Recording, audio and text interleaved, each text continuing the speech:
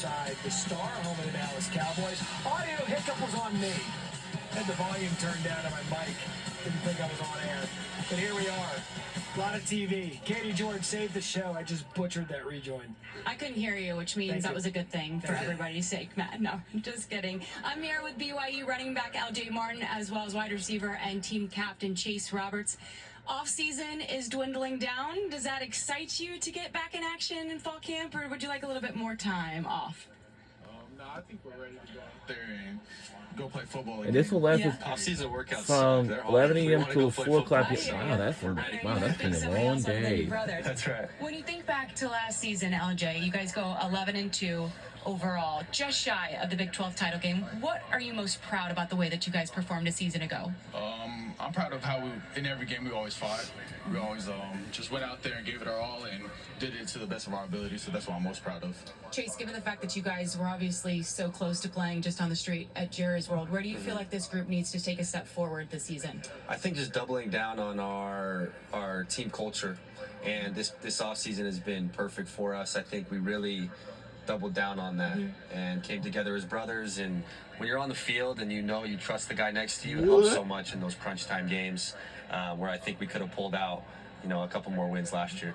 For you personally, last year was maybe going to be your final season at BYU. Yeah. You decide to return for another year. What led to that decision? A lot of prayer and weighing out the pros and cons. I feel like being in Provo and the network and playing another year of football with the team that we have this year was just, it came down to a no-brainer. And I really am excited for this season to be back with LJ and some of my teammates that I've come so close with, as well as, upping the draft stock and hoping to play at the next level.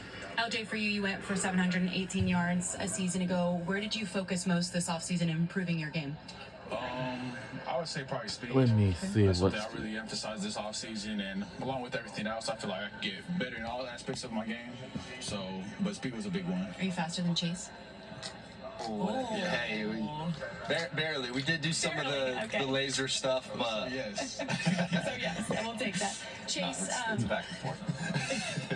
You'll settle it on the field this season. Yeah. Chase, given the quarterback situation currently, obviously change is upcoming. What can you tell us about the other three quarterbacks in the room and what they bring to the table? Yeah, we're all very confident in each of them, and we've had a lot of reps with them this offseason. So, next man up. We're just ready to go. We have a great team, so we're just confident that any of the quarterbacks that step in, that they're going to take leadership as they have been and take control of the team and go win some games. LJ, what's Coach Satake's message just been about adapting to that change? He's just been saying nothing changes. The standard is still the same, and as long as the standard's there, we're going to be all right, and nothing's going to change for us. How would you guys just describe the overall depth and competition in the Big 12? You guys went through it a season ago. Obviously, there was a lot of parity. How would you describe what you're looking forward to this season? Yeah, it's huge. That's why the Big 12 is so fun. You never know who's going to be that team that year that just goes and dominates and takes the world by storm. So we're excited for every game, and we're not going to go into it.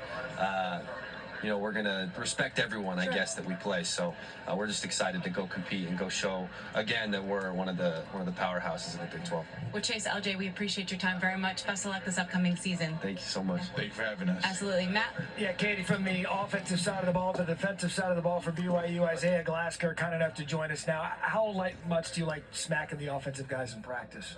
It's always nice, especially going against LJ. I didn't know that I'm still here. We just had your head coach on. He said the same thing. He's like, look, our defense in BYU, when you look at the program and its history, everyone wants to talk about the offense, but it's the defense. It's the hard nose with which we play that has set the standard for the program.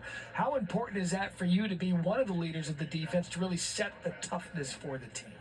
It's really important, just because, especially with our front seven too. It's like we have a new transfer, Keanu Tanuvasa, and especially him coming makes my job a little bit easier because we have another leader on the field, especially with Jack Kelly too as well.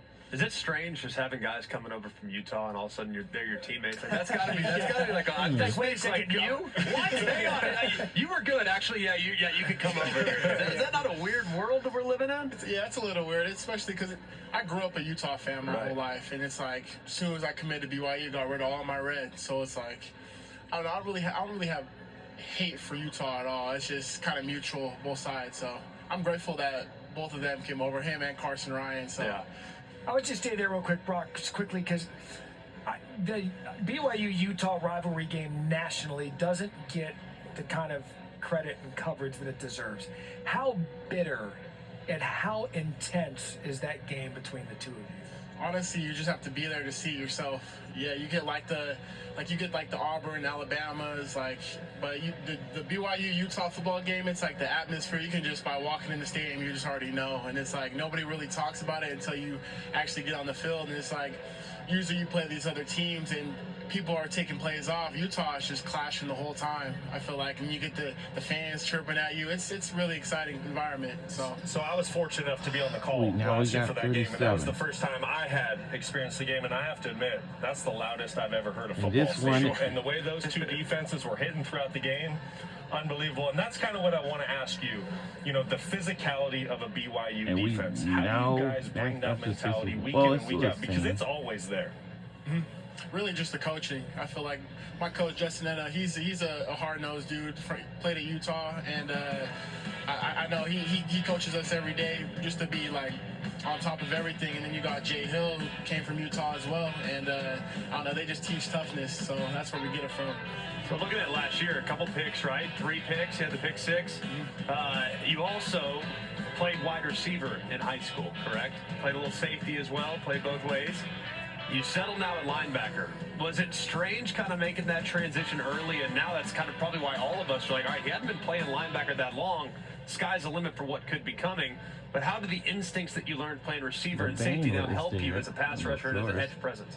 It honestly makes it a little bit easier because it's like, especially in my position, playing outside linebacker, it's like you're dropping in coverage all the time, and then being able to learn the aspects of pass rushing and stuff from your coaches, it just makes the game like so much easier. So when you look at last year, 11-2, tied for first in the Big 12, the tiebreaker scenario didn't go your way.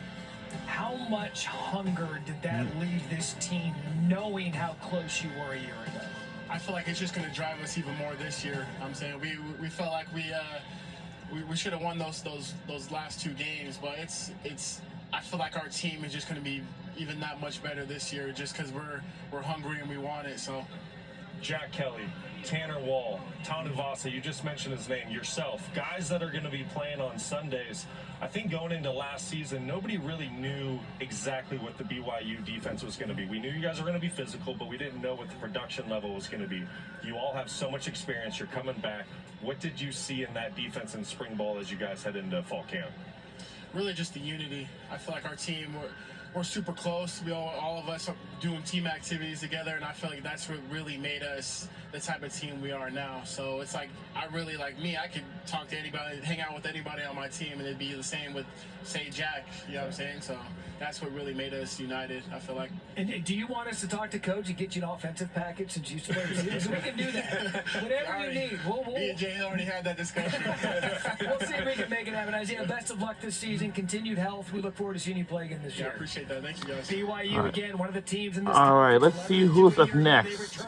And that will be is BYU coming up. Will be the head coach for UCF. That's up next. Head coach of UCF once again will join us when we return our live coverage from Big 12 Media News. We'll be right back on the other side. Don't you go anywhere.